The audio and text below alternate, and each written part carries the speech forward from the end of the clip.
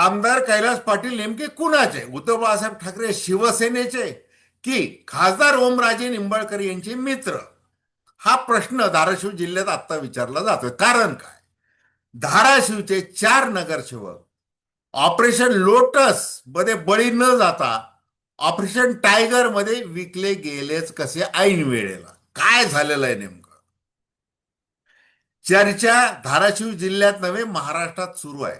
कारण मुळातच फोडाफोडी करायची आणि आपली सत्ता मजबूत करायची, बेरजेचं राजकारण म्हणायचं आणि पैशाचा उन्माद दाखवायचा. लाखो कोटी रुपयांमध्ये लोकप्रतिनिधी खरेदी करायचे. हा पायंडा ज्यांनी पाडला ते केंद्रीय गृहमंत्री अमित शहा आणि इकडे भाजपचे प्रदेशाध्यक्ष रवींद्र चव्हाण, मुख्यमंत्री देवेंद्र फडणवीस यांचे जर आशीर्वाद आहेत तर मग आपण मागे का राहायचं, असं आमदार राणा पाटलाला जर वाटलं नाही तर त्यात नव म्हणजे त्या तरच नवल आहे. म्हणून कळंबचे आधी नगरसेवक फोडले. 9 नगरसेवक उद्धव बाळासाहेब ठाकरे शिवसेनेचे आणि एक काँग्रेसचा नगरसेवक फोडला. मग आता आमदार राणा पाटलाचा महायुतीमध्ये रुतबा वाढतोय म्हटल्यानंतर आपण करायचं काय, असा प्रश्न खासदार ओमराजे निंबाळकर यांना पडला आणि आधीपासूनच फिल्डिंग लावलेली. परंतु चोरावर मोर ठरायचोय. मग पिता पुत्र म्हणजे आता मल्हार पाटील हे जर आपल्या धाराशिवच्या 4 नगरसेवकांना घेऊन तिकडं चाललेले आहेत मुंबईला, तर आपण काय करायचं? पुण्यामध्ये इंदापूरला त्यांची गाडी अडवायची आणि या 4 नगरसेवकांना कुठं न्यायचं? तर ठाण्याला न्यायचं, एकनाथ शिंदे यांच्याकडे. असं ओमराजे निंबाळकर यांनी ठरवलं आणि तसं करून सुद्धा दाखवलं. एकूणच हे जे किळसवारं जे राजकारण आहे, म्हणजे जेन झी असेल किंवा जेन अल्फा असेल, 6 वर्षाचं पोरग असेल, त्यांनी कितीही लाफा मारल्या फोडाफोडीच्या राजकारणावर, तरी देखील आपण लाजायचं नाही, असं या राजकारण्यांनी ठरवलेलं आहे. ते कसं, याविषयी धाराशिवचं उदाहरण डोळ्यासमोर ठेवून आपण अतिशय थोडक्यामध्ये चर्चा करतोय. नमस्कार, जय महाराष्ट्र. मी डॉक्टर अनिल फळे. माझी आपल्याला विनंती की चॅनल सबस्क्राईब करावं, सबस्क्राईबचं बटन दाबावं आणि आपली प्रतिक्रिया बिनधास्तपणे नोंदवावी.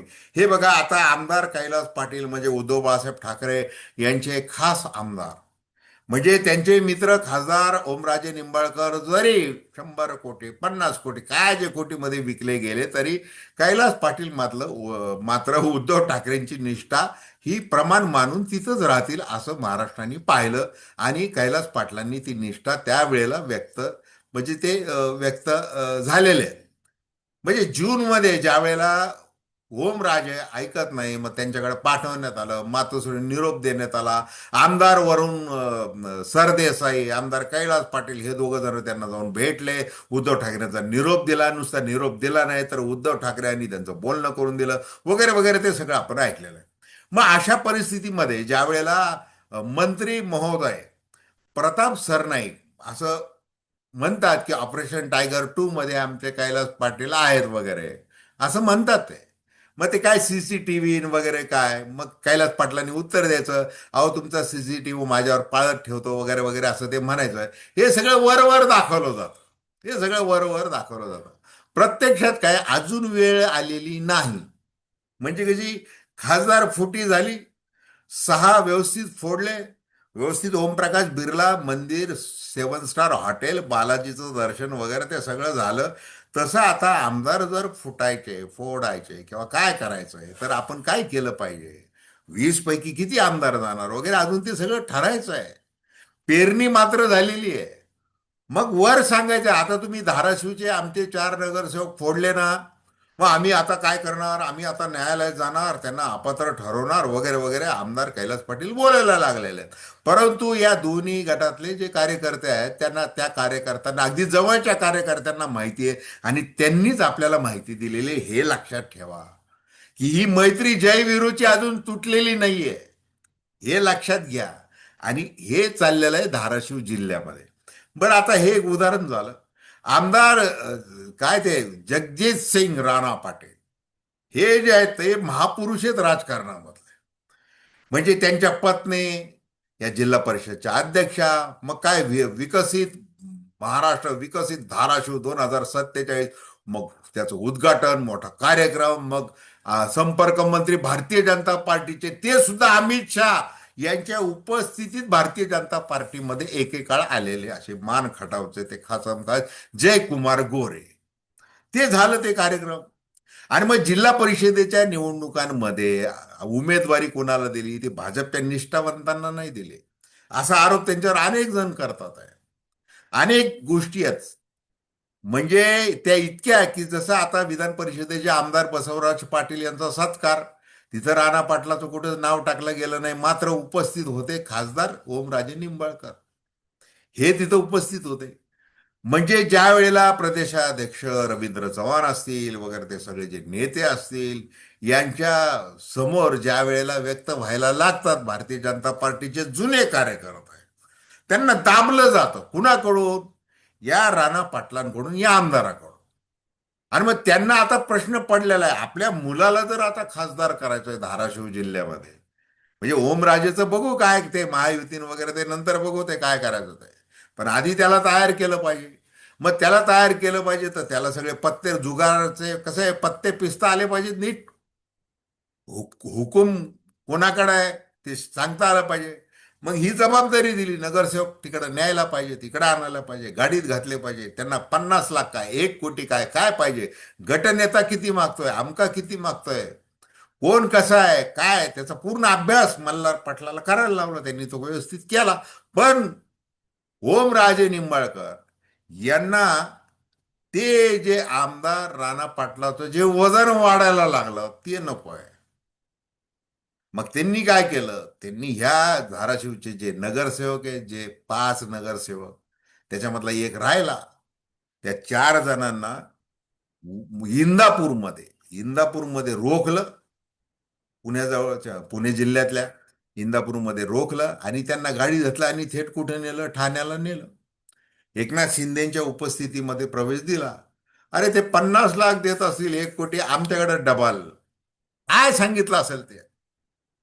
आणि तुम्ही लाजू नका हो. म्हणजे काय लोक बॅनर लावतील, बोर्ड करतील, विश्लेषक टीका करतील, राजकीय सिद्धांत काय, तत्वज्ञान काय, फोडाफोडी काय, धाराशिवमध्ये वगैरे वगैरे. धाराशिवसह महाराष्ट्रात चर्चा होईल, पण किती वेळ चर्चा होती? निवडणुका पुढच्या यायला किती अजून वेळ आहे? आणि मग ह्या ज्या थप्प्या आहेत त्या थप्प्यावर थप्पी लावत बसायचे. आता बघा, मी कसं आहे, धाराशिव जिल्ह्याच्या नगर परिषदेमध्ये कसं 18 कोटी 20 कोटी लगेच नगर विकास मंत्री आणि महाराष्ट्राचे उपमुख्यमंत्री आणि आपले मुख्य नेते शिवसेनेचे याच्याकडून कसं मंजुरी आणलेली आहे. मग कसे कामं झपाट्याने सुरू झालेले आहेत, कारण विकास निधी आणि कसं ते मिळत नव्हतं. त्याच्यामुळे माझा जीव गुदमारायला लागला उद्धव बाळासाहेब ठाकरे शिवसेनेमध्ये. म्हणून मी कसा बाहेर पडलो. आणि निवडून सुद्धा येणार. आणि निवडून यायला काय लागतो तुम्हाला? वार्डामध्ये काय लागतं? जिथं खासदार केला मी निवडून येतो, काय ते निष्ठान वगैरे शिवसेना वगैरे असं नसतं ते. किती निवडून यायला काय गठ्ठे खरेदी करावं लागतात, किती किती टक्के मतदान मिळवावं लागतं, समोरचा कोण आहे त्याला कसं दाबावं लागतं, काय करावं लागतं, ते गणित जे आहे ते आपलं इलेक्टिव्ह मेरिट आहे. आणि आपल्याकडे 50-100 कोटी रुपयाची तळ ठेवल्यावर आपल्याला 5-5 हजार रुपये वाटायला काय जात आहे? बरं, याला आशीर्वाद कोणा करायचे आहेत? राजकारणातले सगळे महामेरू, अमित शाह, रवींद्र चव्हाण, देवेंद्र फडणवीस, एकनाथ शिंदे, सगळ्यांचे आशीर्वाद आहे. आपण लाजायचं कशाला? मग तुम्हाला जर नगरसेवक व्हायचं अजून त्याला वेळ 5 वर्षे अजून, काय चिंता करता तुम्ही? चला.